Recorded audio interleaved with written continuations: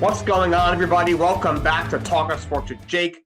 Hope we're all doing well. So, NFL made some more announcements when it came to the schedule. So, Jets and 49ers will meet on Monday Night Football in Week 1. So, that'll be the first Monday Night Football game. Should be a great game. If it's on paper, at least, should be a very good team. Obviously, having Aaron Rodgers healthy this year. 49ers, of course, are coming off a trip to the Super Bowl. Of course, lost in overtime to the Chiefs. They should still be a great team.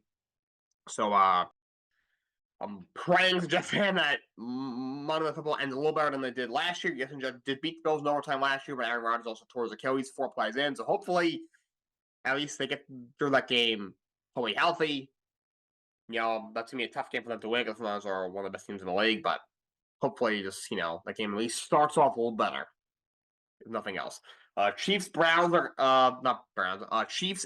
Bengals are going to be playing in Week 2. It's become a pretty heated rivalry the last couple of years. Yeah, along with the two best quarterbacks in football, Pat Mahomes and Joe Burrow. Joe Burrow is actually 3-1 in his career against Patrick Mahomes. He's the only guy who's consistently beat Mahomes on the biggest stage. He's done it in the regular season. He also did it in the postseason a couple of years ago. He beat Mahomes and the Chiefs in the E53 championship game. That should be a great game. Yeah, Mahomes versus Burrows. To me, like they're trying to make Mahomes versus Allen like the new Peyton and Brady. Like, stop. I know Allen beat him once or twice in the regular season, but Mahomes beating him in the regular season quite a few times as well, and Mahomes was 3-0 against him in the playoffs. To me, Mahomes versus Burrow is more of a case there. And to me, the Bengals, are still the biggest threat to the Chiefs and the AFC because Joe Burrow and the Bengals are the only team that's actually beaten him. Yeah, the only one that's done it. Say what you want about the Baltimore Ravens. The Ravens are a very good team. They're led by Lamar Jackson, who's won two MVPs in his first 6 years in the league. But they have been able to beat Mahomes. Of course, Chiefs beat them in the AFC Championship game this past season. Say what you want about the Bills. First of all, the Bills are not going to be as good as they were in past years this year. And Allen hasn't beaten him in the playoffs, or he's beat him once or twice in the regular season. Hip hip hooray! And, I don't know what else you want from me from that, but Allen has beat him in the playoffs, and nobody else has done it. So nobody else has done it. So to me, the Bengals are still a bigger threat to them. And Bills Dolphins are going to be playing also in Week 2, so of course that's a big AFC East rivalry. On paper, Miami should win. They're a better team this year, but that's a big rivalry game. I think the Bills swept them this past year, so we'll see if they can keep that winning streak up. The Tampa Bay Buccaneers extended Antoine Winfield. He gets 4 years, $84 million. He's actually the highest paid defensive back ever. Something that's ever been a safety. And people are like, is that safety? It's too much for a safety. I think it's a good deal. He's a phenomenal player, Antoine Winfield. He's arguably the best safety in the game. I would probably say he is. Kyle Hamilton had a phenomenal year last year. He's up there. Minkah Fitzpatrick is up there. But it's probably Antoine Winfield. He ushered in 122 tackles, 12 pass defenses, 6 sacks, 6 forced fumbles, which led the league. 4 fumble recoveries and 3 interceptions. He guy who can do it all. He can defend against the run. He's good in coverage. He's good around the line of scrimmage. He forces turnovers. He's just, he is the full package. Bucs took him in the second round 4 or 5 years ago. They franchise tagged him earlier in the offseason. The tag was worth $17 million. Now he gets a extension that is worth $21 million a year. The Lions also locked up a player. Jared Goff, quarterback Jared Goff, has been extended by the Detroit Lions 4 years, $212 million, including $170 million guaranteed. Jared Goff will now make $53 million a year on average over the next 4 seasons. That makes him the second highest paid quarterback in the NFL. The highest is Justin Herbert. Got that 5. It's either Herbert or Burrow. I forgot which one, but 2. They both got big deals last year prior to the season starting. Okay, look. I think Jared Goff is a good quarterback. He's probably one of the 10 best in the league. Do I think he's elite? No. And he's being paid to be elite, which I do have an issue with. I'm not going to lie. That being said, he's played really well for the Detroit Lions over the last 2 seasons. His first in Detroit wasn't great. 2021, 14 starts. He played a little over 3,200. He had a little bit over 3,200 yards. Played 6-7% of his passes, 19 touchdowns against 8 picks. He only won 3 games. But the last 2 years, 2 years ago, completed 65% of his passes, over 4,400 yards, 29 touchdowns against 7 interceptions, almost won the Lions to the playoffs in this past year. For the second straight year, did not miss a single game. And completed 67% of his passes, had over 4,500 yards for 30 touchdowns against 12 interceptions. Lions won 12 football games. They won an NFC North title for the first time ever. They were in the NFC Championship game. There were a couple of Dan Campbell questionable decisions from being in the Super Bowl. He had a great year. Probably the best year of his career. Only that compares is when they went to the Super Bowl with the Rams. But definitely the best year with the Detroit Lions. Do I think he's worth $53 million? Absolutely not. That being said, if he gets him to a Super Bowl, even regardless of how he has, it'll all be worth it. No one will remember they were paid, and they'll remember Jared Goff led the Lions to their first ever Super Bowl. So they got to win a Super Bowl now. They've been trying to lock up a lot of their core guys. Early in the offseason, they locked up Amon-Ra St. Brown. They locked up Penei Sewell. And now you lock up Jared Goff. It's weird because you had this kid, Hendon Hooker, who I think is very good. You took him, drafted him last year in the third round out of Tennessee. He was a kid that he was balling his last year at Tennessee. He would have definitely won the Heisman if he had stayed healthy. And I think would have easily been a first-round pick. He may have been one of the first quarterbacks off the board. Would he be as high as Young and Stroud? Probably not. But I think he would have been ranked higher than Anthony Richardson. I still thought he should have been a first-round pick. He was my QB4 in that class. My top 5 quarterbacks were C.J. Stroud, Bryce Young, Anthony Richardson, Hendon Hooker, and then Will Levis. I probably should be a little bit higher on Will Levis looking back. We'll see what happens this year. Probably should have been lower on Bryce Young, but I think a lot of people thought he'd be better than he was last year. We'll see what happens with him. I had him as my 4th best quarterback in that class. I still have him as the 23rd overall pick in that draft to Minnesota Vikings. It didn't quite happen. He's going all the way to the 3rd round, but so now Goff's under contract for another 4 or 5 years. He was going to be a free agent. He's under contract for 2026 or 27. So I'm not sure if it's that they don't have confidence in him. After a year of evaluating, this guy might not be it based off their evaluation of him.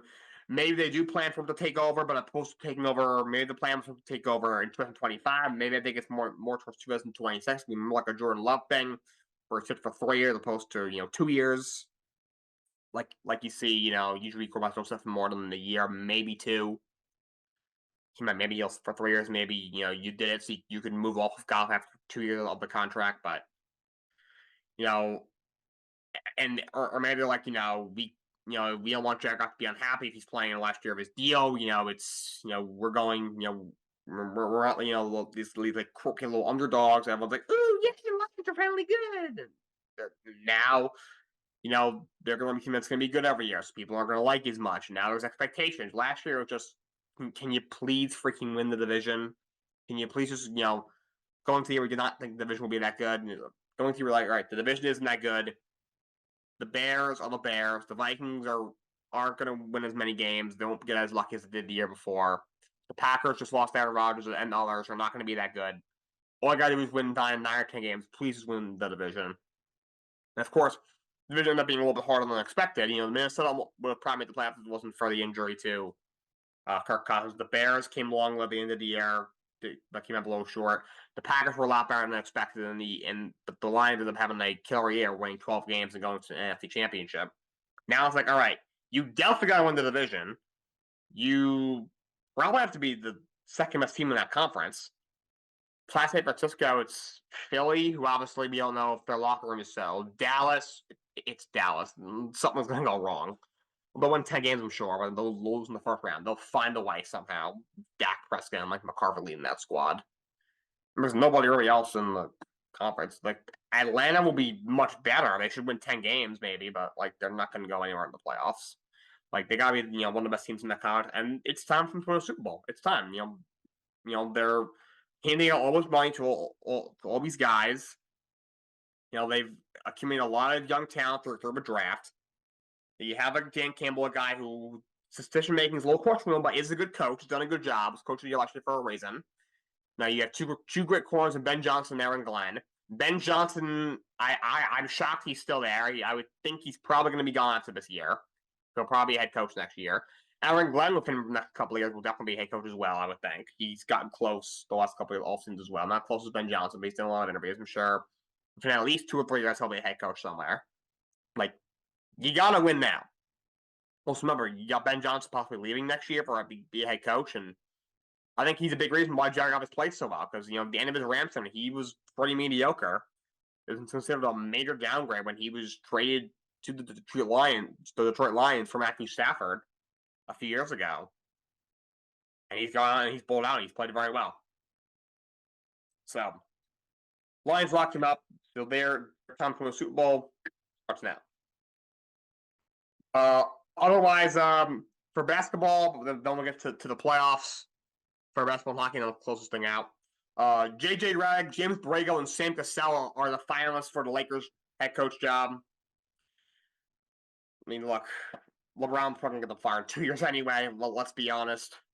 Look, James Borrego, he was in Charlotte for about 4 seasons. Wasn't great. But the team also really was very mediocre, was not that good. I thought the start was a little bit premature of letting him go. I think he was a great coach, but maybe could have done a little better. But again, also look what they've been without him. With him, at least they were competitive with him. At least they were competing for a playoff spot or a play-in-ish team with him. But they've been a disaster. Decided to bring back Steve Clifford. But first, I think I believe they had agreed to bring in Kenny Atkinson in the last minute. Kenny Atkinson decided to stay with Golden State as an assistant. I'm praying he gets another opportunity. He definitely deserves it. But so they have a pivot to bring back Steve Clifford for whatever reason. They thought that was a good idea. And I think he's been an assistant somewhere. I think he's been an assistant in New Orleans. I don't mind getting a second chance, but also, I don't know. LeBron's thinking him fired in 2 years. He hasn't proven that he can. I mean, but maybe for better roster, and Charlotte, he'd do a little better, but LeBron probably get him fired. Sam Cassell, I think that definitely does a head coach. He played in the NBA for a while. He's been an assistant in the NBA for a long time. Was working with a lot of really good coaches, a lot of really good players. I think is extremely deserving of a head coach. I'm honestly shocked he hasn't gotten a shot yet. But this is not a job for a first timer. They need a veteran who's done this before, because that team you're kind of set up to fail. First of all, you can't coach with LeBron there. You're going to get fired in 2 years if you don't win a championship, and that is not a championship roster. You have LeBron, who is going to be 40 years old. Not the same. His body's starting to break down a little bit. We don't even know if he's going to be there. He's probably going to opt out of his deal, and although what I've heard he's probably re-signed, we don't know for sure. He was just at the Cavs again. Now people saying he's going to go back to the Cavs again. And Anthony Davis, who's aging, obviously has had a lot of injury concerns throughout his career. Still a great player, but, you don't know if you'll get the guy this year who played, 75 games or whatever it was, or the guy that you've gotten for the most part played, 35 games. Or are you going to get the guy that, is out there getting 30, 10, and 5 blocks, or the guy that once in a while goes out there and is inconsistent, and, one game he has 30, 12, and 3 blocks, and the next game has, 12 and 4. And the rest of that team sucks. D'Lo's terrible. He's up there anyway. Reeves is fine. Hachimura, I don't see a whole lot in him. Tariq Prince sucks. Cam Reddish sucks. Jackson Hayes sucks. You don't know what's going on there. The roster isn't that good. And then there's J.J. Redick. Look, J.J. Redick knows basketball extremely well. He's a phenomenal analyst on ESPN. I think wish you would get off LeBron's knee sometimes, but also that he is overall a very good analyst. He's very insightful. Even when I disagree with him, he at least makes a legit argument and is insightful with it and is not just screaming blasphemy like Stephen A. or Shannon Sharp or Skip Bayless is or Colin Coward is nowadays. He knows basketball really well. Definitely knows his X's and O's of the game. Obviously played for a while, was on a lot of different teams, was in a lot of different roles. I think he'll make a good coach. But that's LeBron's buddy. They have a freaking podcast together. You can't tell me that LeBron isn't involved in this head coach search if JJ get the job, and I think he's going to, because I read something today that they apparently they consulted Coach K as as a unofficial source for their head coach search. Who is very well known for playing for Coach K at Duke? JJ Redick. Who was not well known for that? James Borrego and Sam Cassell. They didn't. So based off of what I'm here, I think JJ Redick will probably be the head coach of the Lakers, honestly. And it will I could see it happening within the next 48 to 72 hours. Today's Tuesday. When I do this show Friday, I might be breaking the news to you guys. JJ Redick is the next head coach. I think there's a shot. I know he interviewed for the Charlotte job. Went to Charles Lee. It's a hire that I do like, by the way. And I think JJ Redick would have been a very nice hire for the Charlotte Hornets. If he went to a team like the Wizards, where there's not much pressure, the young team that's in a rebuild, all right, fine. But he's a young coach. He's got an opportunity to, kind of bring this team back to relevancy. That's a good first job for a guy like him, who's not out of the game, thrown out of the game for 2 years. He's been doing, some work on ESPN as an analyst. He's got his own podcast. He's got his show with LeBron. He's been doing some color broadcast for ESPN alongside Mike Breen and Doris Burke for, he's been doing it for a couple of years. Now he's getting some looks for in prime time for these playoff games. He's done a couple of Knicks games in the playoffs this year, amongst other games. But this is not a starting job. He's either going to let LeBron boss him around because it's his buddy and they have a podcast together. That podcast is not a freaking Lakers propaganda if he gets his job. Or, maybe Redick will try to hold LeBron accountable. Because remember, on their podcast, LeBron was saying, I thought we could have beaten Denver this year. A lot of times in the playoffs, in the regular season, you can get away with a lot more when it comes to fouling. I thought it was officiated like a regular season game, and then JJ Redick goes, "Has a lot coming from the guy whose team had the biggest free throw discrepancy in the NBA," and LeBron kind of left it off. But Redick, he was partly joking, but partly serious. Like, dude, really, come on. So you saw him hold him accountable, so maybe he can hold LeBron accountable. But if he does, LeBron will probably get him fired in 2 years. So either way, always going to be set to fail. Of the finals, I'd probably hire Borrego. At least he's got some experience, but I think these guys are probably going to be out of a job in 2 years anyway. On to the playoffs. Let's start with the NHL, then we'll jump back to NBA. The Hurricanes beat the Rangers 4-1 in Game 5 as they extend the series. They will go back to Carolina for Game 6 as they chopped down into 3 games to 2, and the Rangers, they got to play better. This game was scoreless for most of it. The Rangers, later in the second period, got that short-ending goal by Jacob Trouba. 1-0, and then they fell asleep in the third period. They did not get enough scoring chances. They took too many penalties. You got to play better than that. Finish the job. The Rangers are a better team, but Carolina's also very good. Finish the job, okay? Let's go. The Hurricanes extend that series, and the Stars beat the Avalanche 5-1. They take a commanding 3-1 series lead now on. This is pretty much total domination. I turned on that game after the Ranger game. Dallas was up by a goal in the second period, and they were out shooting Colorado 18-2 at one point in the second period. And at one point they had a 2-0 lead, and they were out shooting like 23-8. When that was complete domination, they win 5-1. I'm not surprised if they win Game 5 and advance in that series. Finish the series off. Going to the NBA, the Celtics beat the Cavs 109-102. And they lead 3-1. Of course, Cavs did not have their star player, Donovan Mitchell, who was out with a calf injury. And Tatum had a very good game, 33-11. Jaylen Brown added 27. Derek Gowen had a great game, 30 points to 7 assists, one of his best career games in the postseason. But without Mitchell, there was not enough. Celtics take a 3-1 lead. And the Thunder beat the Mavericks 100-96. A come-from-behind win for the Oklahoma City Thunder. Big game from Shai Gilgeous-Alexander. 34 points and 8 rebounds.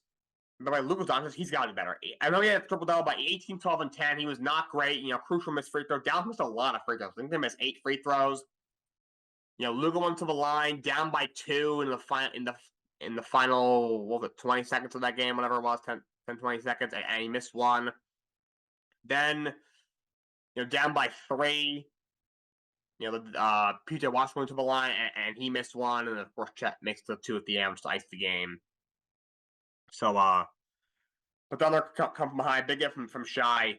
They come from behind, win a low-scoring game, 196, really good game, and Thunder evened up the series at 2 games apiece. All right, so we got for you guys today. Until next time, so long. Have a great day.